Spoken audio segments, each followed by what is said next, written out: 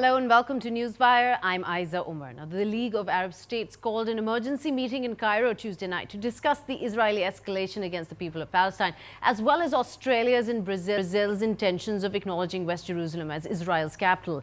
Also on the agenda were the escalation of violence against Palestinians by occupying Israeli forces, which has been seen to be rising at an alarming rate. To discuss more of the developments, I would like to welcome my guests, starting with Ms. Mary Saliba, political analyst based out of Istanbul. Thank you so much for joining us today. What do you make of the resolution passed by the Arab League calling on Australia and Brazil to abide by international law concerning the status of occupied Jerusalem?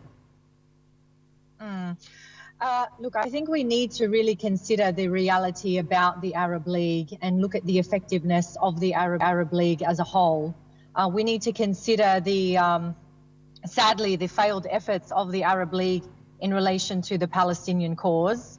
The fact is that the Arab League has been completely ineffective for not only Palestine, but in the Syrian situation, in Iraq, dealing with Somalia as well. So I'm not really sure about the effectiveness of any resolution that the Arab League will call now, and whether it can actually implement anything, and whether that can be effectively applicable on an international scale. I'm personally quite skeptical of that. So then when the Arab League decided Tuesday to dispatch a high-ranking delegation to Brazil and Australia to inform their officials how they feel about this, you're not very you're not very optimistic about what that will in effect achieve? I'm not optimistic, simply because of the history of the Arab League. The Arab League was essentially formed for the British Empire, for it to protect its interests in the Arab world, to preserve the status quo.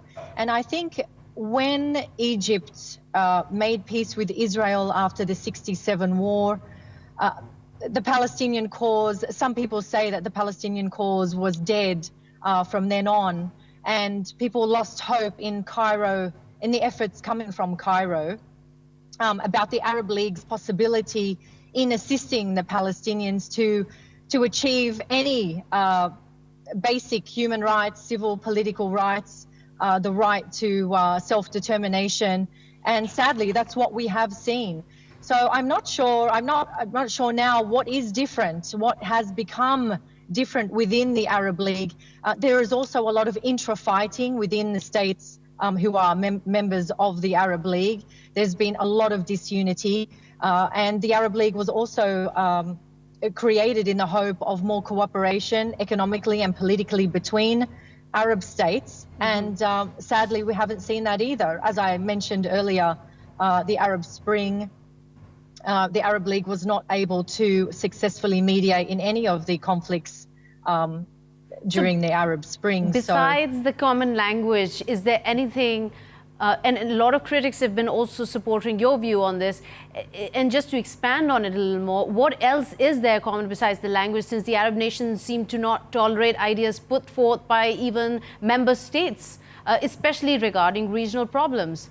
So is this essentially just a redundant organization that is attempting to create some kind of diplomatic pressure on Israel? Look, I think there is still, sure. Look, the one thing with the Arab world, I think there is a lot of pan-Arab unity and a lot of Arab sentiment. The Middle East certainly has a very strong culture, and the language, culture, tradition, religion really ties the Arab people together.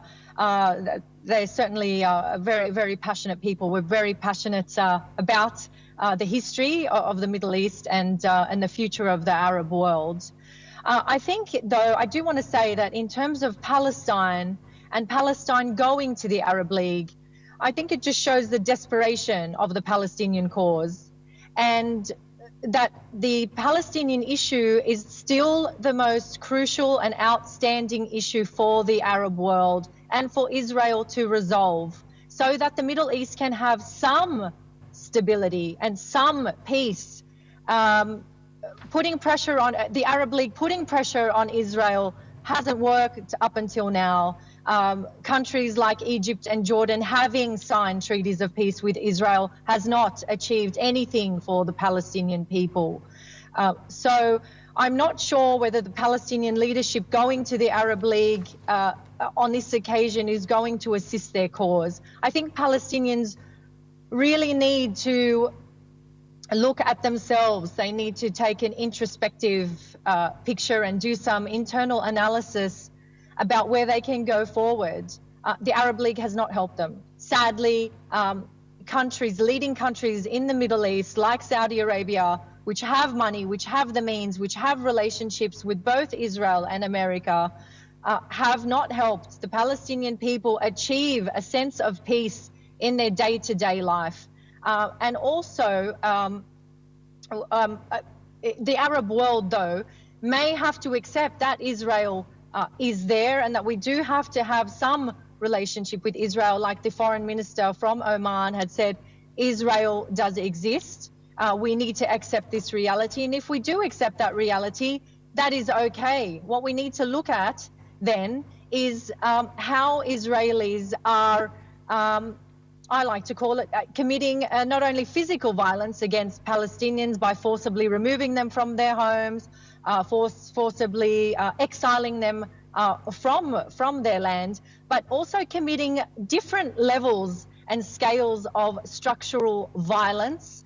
And this is by not allowing Palestinians to move freely within their homes, within their own land, traveling to work, being forced to line up in checkpoints for hours, not being able to work, not being able to move freely from Gaza to the West Bank, and also detaining Palestinian minors from the age of 8.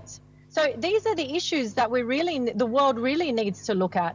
And until there is some justice on a day-to-day basis for Palestinian people, until they are treated like human beings and equal to Israeli citizens, then there's really no other conversation to move this process forward. So the Palestinian cause now going to the Arab League, and especially, startled because Benjamin Netanyahu has visited the Gulf countries. I don't feel that we're really addressing the issues there. Okay, stay with us, Mary. I'm going to welcome our second guest here, Dr. Barouk, the Palestinian expert. We're talking about the Arab League and how effective it is. Welcome to Newswire, first of all. And what is your take on the emergency meeting called in on Tuesday and the resolution consequently passed? It's an important meeting and it's an important issue, and because the situation is very drastic in the occupied territories, and Israel has gone in a very long way in imposing fascist acts against the Palestinian population. And but we do expect and we do want much more serious resolutions from the meeting. In my opinion, all Arab countries, all Islamic countries must immediately engage in a concerted campaign to boycott Israel and sanction it, as long as it is continuing this policy of persistent occupation and a system of apartheid that they have created in the occupied Palestinian territories. But there is a great concern. But there is a great concern, and sorry to cut you here, about the very effectiveness of the Arab League now. I mean, in the 2017 summit, there were a lot of concerns, but at the end of it, there was not one constructive proposal or solutions offered by the Arab states. So how is it now that their emergency meeting can in any way create any kind of international pressure on Israel? It cannot unless it becomes much more courageous in its positions and in its actions. But it is an important venue because it's the only available venue for all the Arab countries. As much as the Islamic organization is the only venue for all Islamic countries.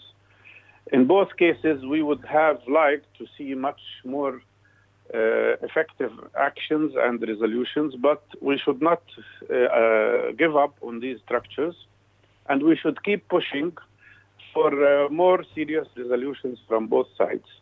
But I reiterate one more time, it is unacceptable that certain Arab or Islamic countries have normalization actions with Israel, receiving Israeli delegations like Oman did, as long as Israel is violating not only the international law, but conducting the worst system of apartheid against the Palestinian people. Would you please hold that thought, Dr. Mustafa? Let me come back to you very quickly, Mary. I know you're running out of time. One last question from you to you is that as we see that Australia's Prime Minister came out and made an announcement recognizing Jerusalem as the capital of Israel. Then the Brazilian president-elect also said that he'll move the embassy from Tel Aviv to Jerusalem. Now, when we see these kind of moves happening in parallel to human rights groups, commissions, all of them coming out right and saying of the atrocities that the Israeli forces are doing on the Palestinian people. But we, at the same time, continue to see international support for Israel. Doesn't this show a shift in international relations, in international perspective, or where Israel stands? Look, with all due respect, Doctor, I completely respect your views, and I understand that there is a push to say we cannot accept Israel. We cannot accept the existence of Israel at all. If we do, therefore, we are accepting the injustice that is being committed against the Palestinian people. But that doesn't have to be the case. I think the reality is, and for the case of Australia and many countries around the world, particularly the Middle East, Israel is a powerful economic source. It has strong relations with Saudi and the US. It's a financial hub of the Arab world. Israel is highly advanced in technology. It has a stronger legal framework and governance, and a very strong military. We cannot, have we really moved forward since the days of the '67 war, where Israel beat several Arab nations? I think what Oman is saying, we have to deal with this reality. Israel isn't going anywhere. It doesn't mean that we are accepting the injustices against the Palestinian people. Countries like Australia or Brazil, who are accepting Jerusalem as the capital, I think these are purely, obviously it's a political agreement, and I think there is a lot of trade and economics and allegiance towards the United States, not only Israel, that makes that forces Australia to perhaps be in that situation. But then we have labour movements in Australia who are saying, well, okay, well, this might be the case. We'll acknowledge Jerusalem as the capital, the Israeli capital. However, we want to acknowledge the statehood of Palestine, and we want to recognize that there is an independent Palestinian state, which also leads then to conversations about the feasibility and the possibility of a two-state solution, which we don't have time now, but that leads into another conversation. Thanks so much, Mary. And now coming back to you, Dr. Mustafa, something that she said was very interesting, and I wish if you could just expand a little on this, stating that Israel is now, it needs to be recognized for being an important economic player in the region, for being technologically advanced, etc. So then doesn't this pose a stronger case of imposing sanctions or economic sanctions, trade sanctions on Israel until it resolves the issue of the kind of firepower they use on Palestinian protesters? I disagree with what Ms. Mary said on several issues. First of all, Australia is more dependent on its economic relations with Arab and Islamic countries than with Israel. Australia cannot afford losing its connections and economic relations with Malaysia and Indonesia, which are the neighbors of Australia. Australia cannot afford losing its import to Saudi Arabia and many other Arab countries. So I think the Arab and Muslim countries have much bigger ability and leverage to influence Australian policy, especially that there is a very strong opposition inside Australia to the decisions that were made by the Prime Minister to serve his own personal interest which is the support of the Israeli lobby for his re-election. Yes, absolutely. So, and Labour Party has been very clear. They've just made a decision to recognize Palestine if they get to power. And they said they will cancel the decision of the Prime Minister of recognizing Jerusalem as a capital of Israel. Mm-hmm. That's one point. Second point, I think Ms. Mary also is committing a major mistake by saying that because Israel has nuclear power, we have to accept its violations. That means we should all try to get nuclear powers. It means we have that there is no value for the international law in these days, and that we're going back to the values and principles of the 19th century in diplomatic and political international relations. That is totally unacceptable. Regardless of how strong Israel is, regardless of how advanced it is scientifically, it is a country that is committing war crimes. It is a country that is committing violations of basic human rights. It is a country that consistently violates international law. And for that, it has to be punished. Russia is much stronger than Israel, yet it was put under sanctions. Iran is also a strong country, but it is suffering from sanctions.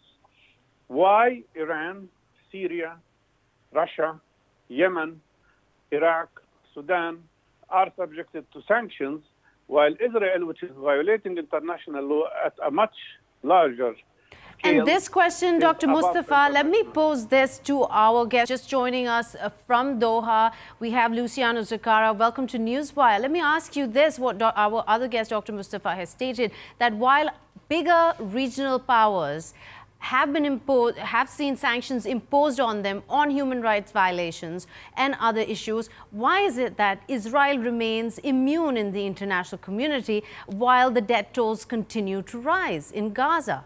Well, I mean, I think the only answer is because the United States is preventing any sanction to be imposed on Israel, and it has been like that since 1948.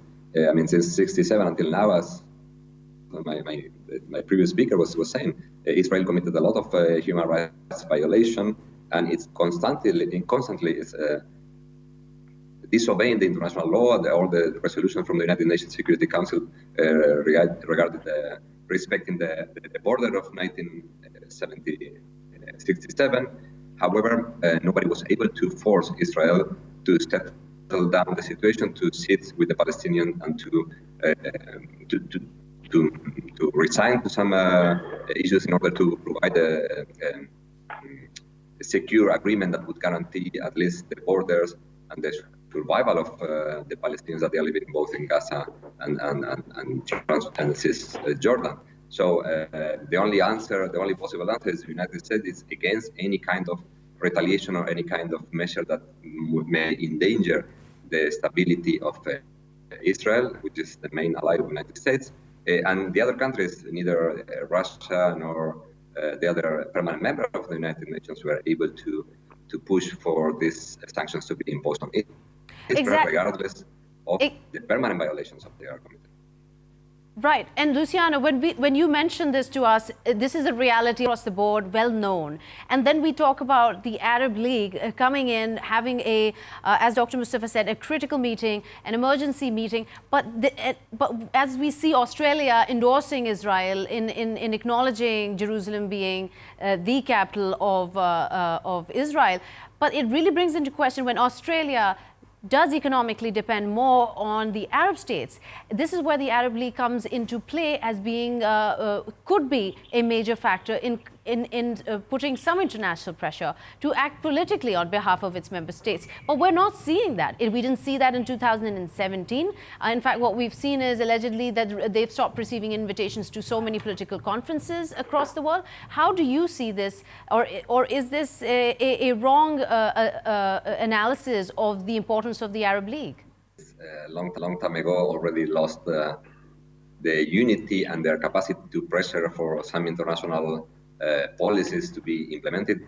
Moreover, since the 80s and 90s, they showed the disunion between all of the members in different conflicts when the Islamic Republic of Iran was implemented and the Iran-Iraq war popped up, and then the invasion of Kuwait by Iraq, where where it was shown the differences of the different actors, and also in the 2000s and lately, how different states, they are having much more better relations, or even not even secret, openly supporting some interests that Israel has in the region, like Saudi Arabia, for instance, regarding Israel, or lately the surprising visit of Netanyahu to Oman, that is showing that not everybody in the Arab League is really interested in pushing for. But hold that more thought, Luciano, sorry.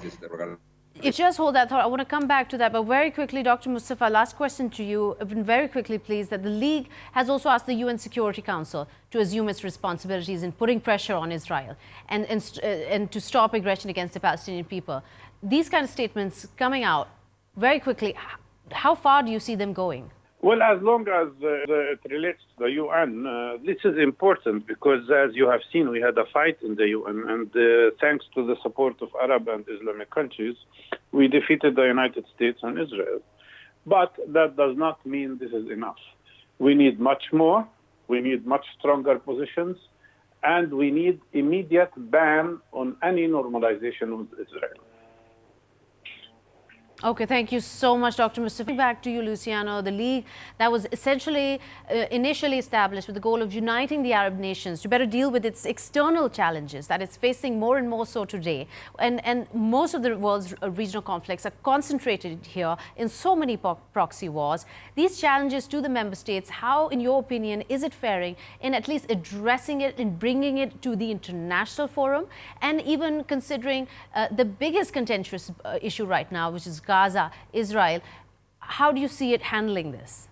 I'm saying that they are not handling very well because I assume that most of the states that they were also suffering from the Arab Spring revolts, they realized that they are not immune to this kind of revolts that would endanger their own stability, including the GCC states.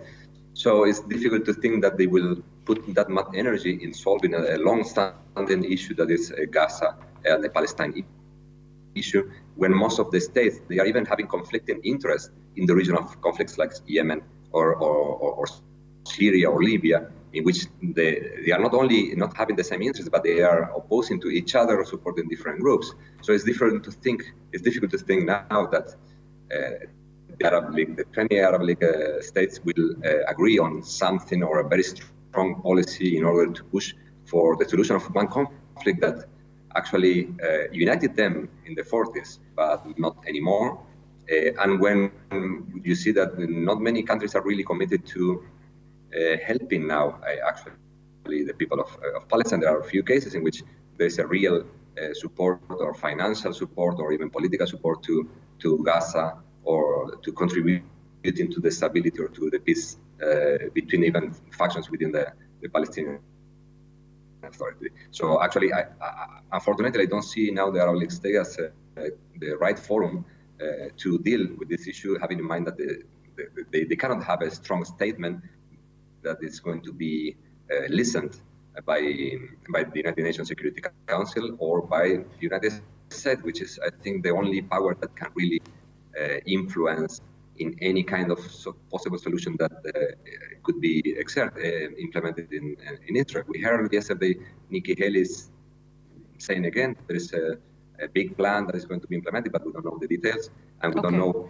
if it's going to be acceptable by the Palestinians. But so far, nothing that can be offered would be accepted in the terms that it's now the American policy in the region. Let me pull in our fourth guest here, Mr. Adil Dushela. He's speaking to us from Istanbul, independent researcher and expert on Yemen.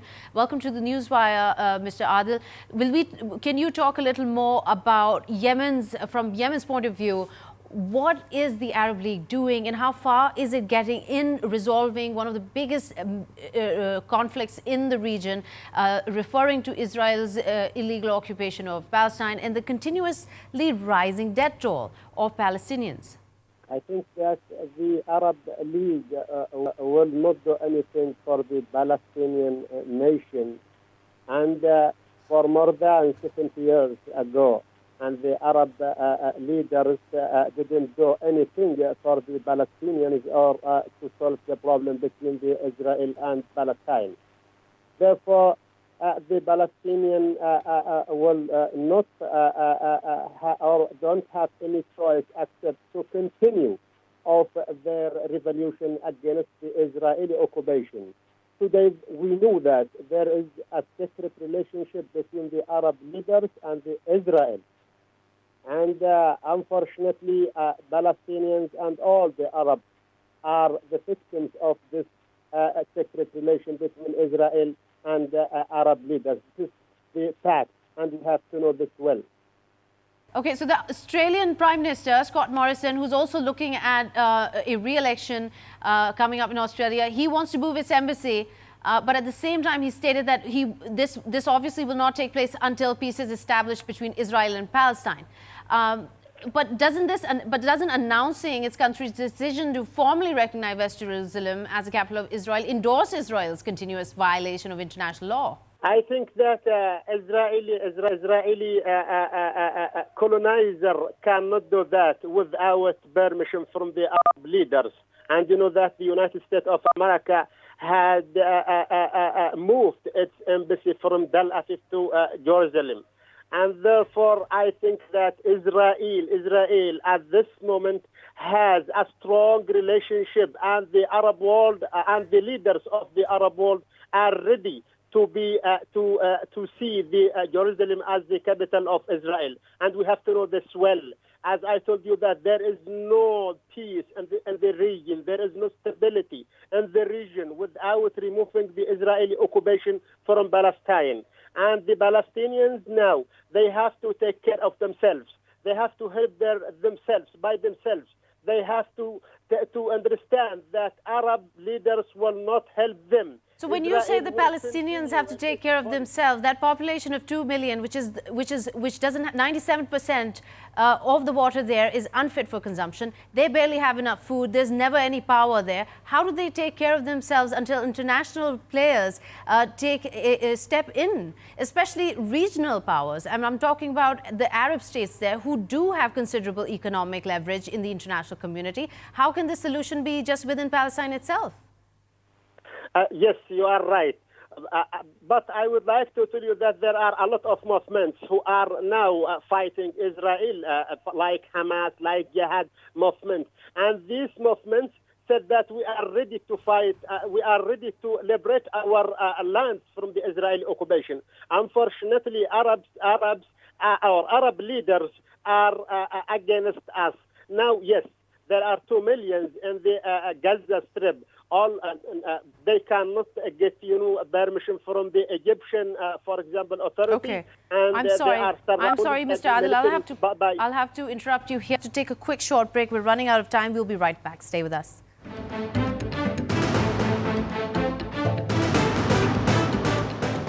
Welcome back. You're watching Newswire. Mr. Luciano, we're going to come back to you.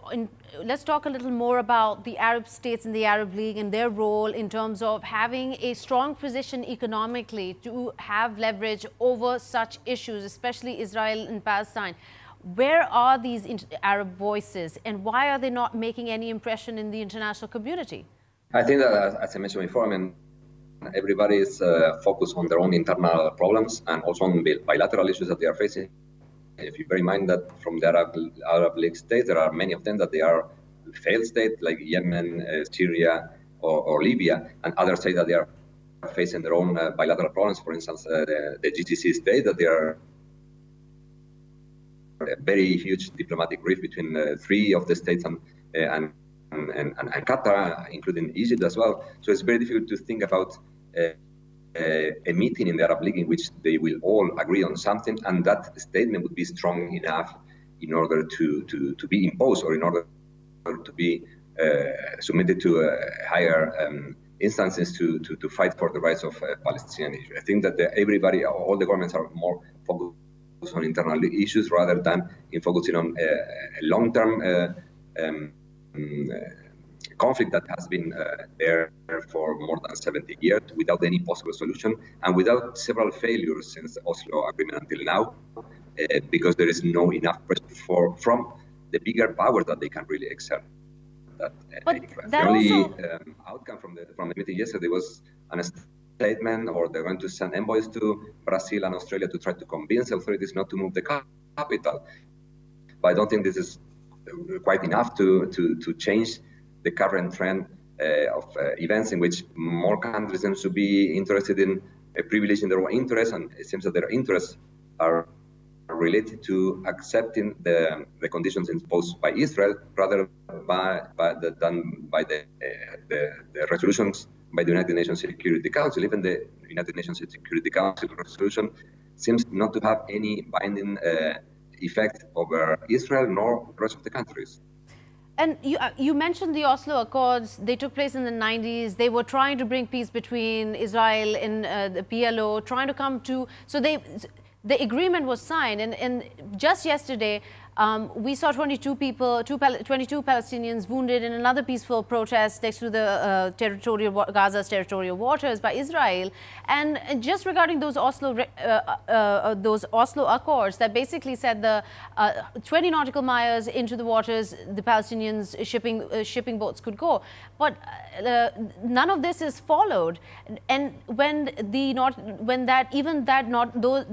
that distance is continuously violated by Israelis and they attack these shipping boats, the international community remains silent. What I'm trying to ask you here is that violations continue to happen no matter what peace treaty is signed. Why is it that there is no response from the international community? Simply because the international community, I think that it doesn't exist as such a thing that can exert influence on individual actors, as far as the bigger powers of the international community are not. In this case, it's only the United States who can do that, and secondly, Russia that can exert some.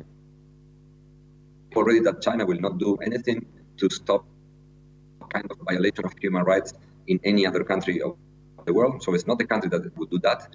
And the European Union is a combination of 28 countries that don't have a unique voice in foreign policy, and only 2 of the European Union countries have a position in the United Nations Security Council. So it's very difficult to see. I mean, I'm very pessimistic in that the international community doesn't exist as such in order the to international community does not exist as such in pushing pressure. Now here I'm going to welcome my one more guest here. He's a journalist. He's speaking to us from Jerusalem. Seth Fransman, welcome to Newswire. Let's talk a little about what has unfolded in Israel and Palestine while this Arab League meeting has taken place, asking for the international community to do more in recognizing the IDF's violations on human rights. How do you see their contribution or them speaking up in the international community making any difference to what is happening on the ground?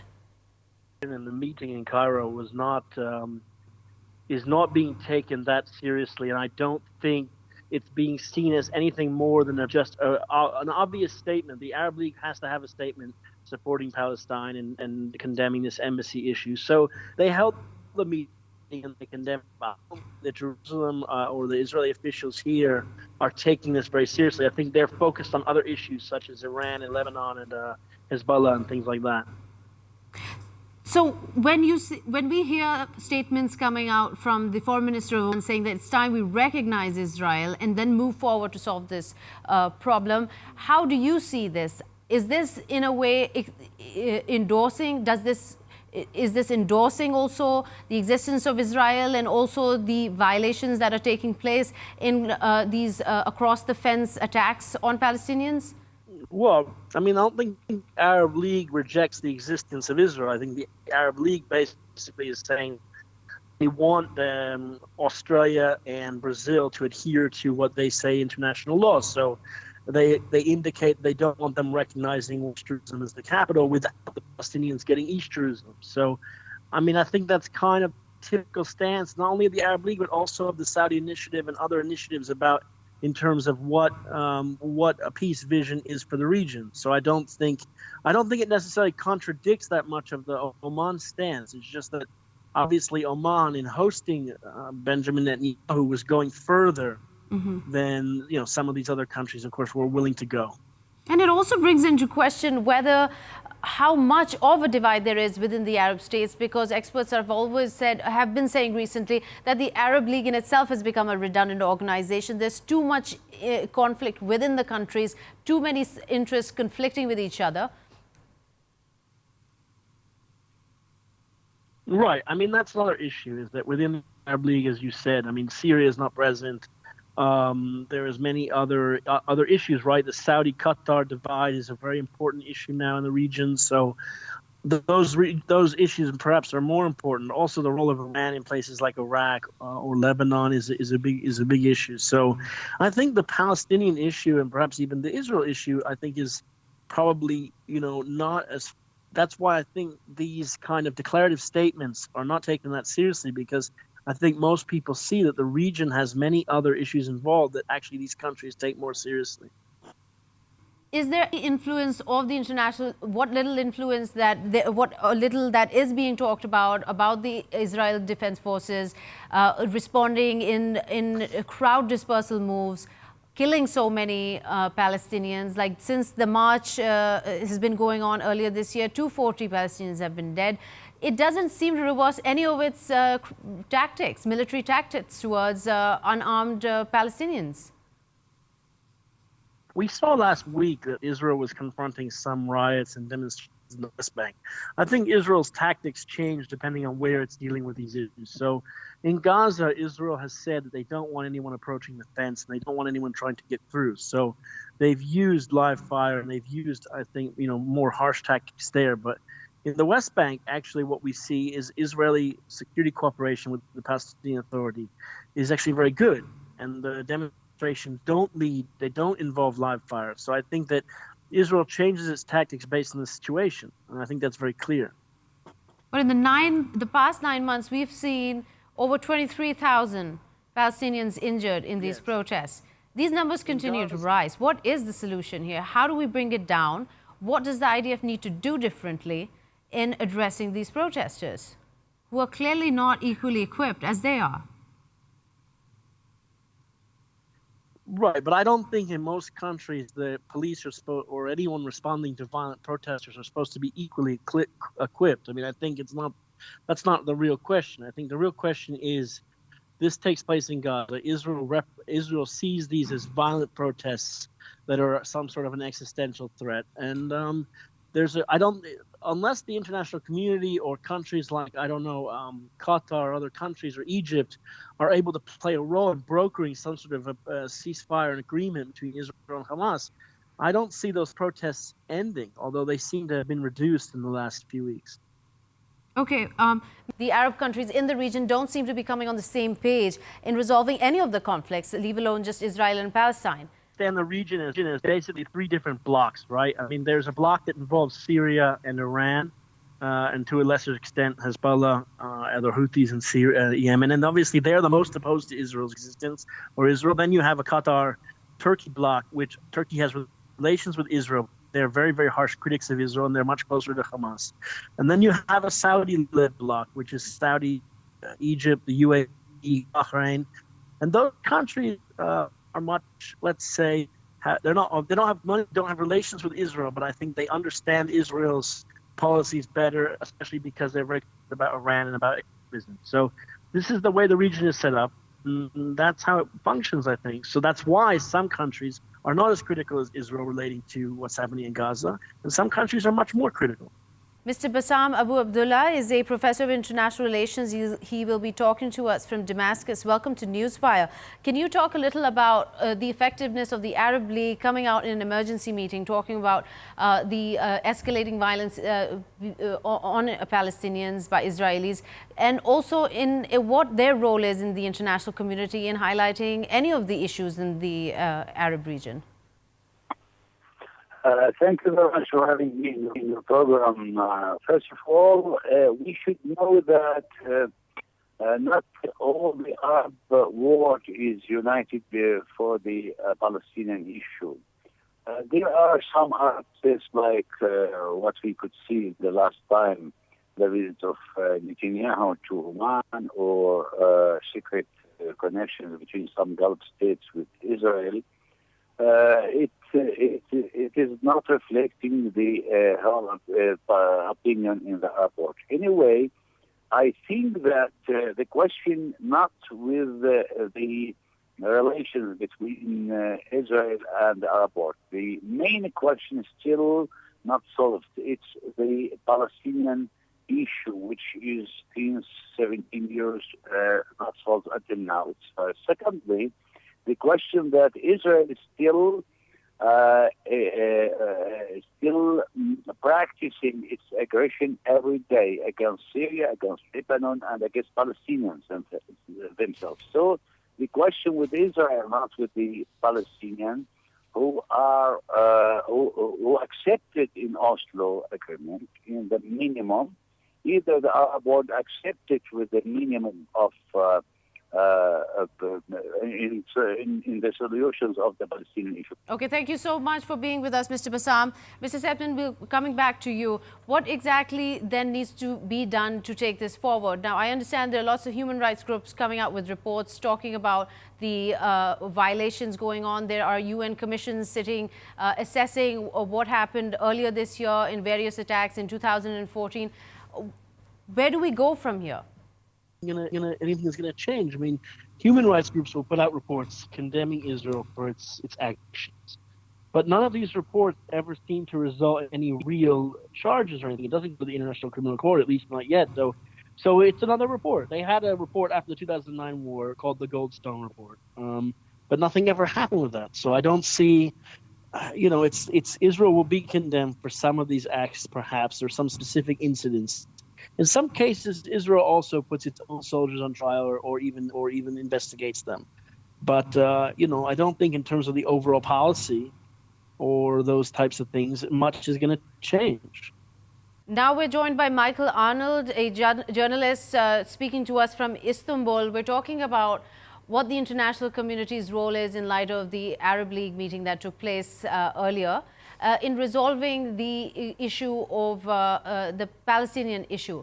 Now, we were talking about different organizations. We were talking about UN, the International Court of Justice, all of them coming out with various reports questioning even the very fence that divides Gaza from Israel. Where do we go from here? How do we resolve the issue? What is the core problem that the international community is not able to get to the bottom of? Well, I would say that the core issue today remains the core issue that's been there for decades.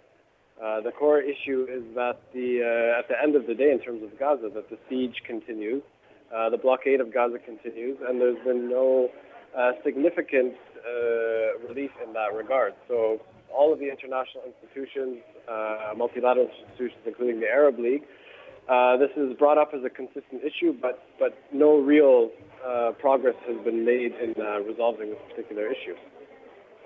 Why is that? Why is there such a conflict with states, with each other, to not be able to put forward one or stand behind one stance? Well, I think this is reflective of wider divisions that have emerged in the Arab world, amongst Arab states at least, particularly in the last, we could say in the last decade, but I think we could even stretch it back farther than that.